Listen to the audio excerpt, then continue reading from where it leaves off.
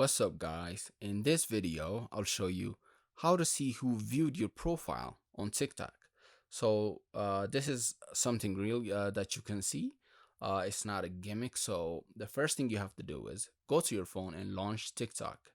And when your TikTok page is loaded up, go to the bottom right hand corner and select profile.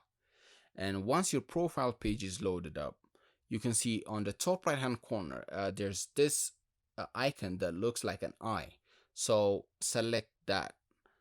And it says if you want to turn on profile view history. So if you turn it on, you will see who viewed your profile in the last 30 days, but also people will be able to see if you viewed your profile, if you viewed their profile, if you turn this feature on. So you will just turn on, and from here on, when someone visits your profile or someone views your profile, you'll be able to see them here. And that's how you do it. It's easy as that.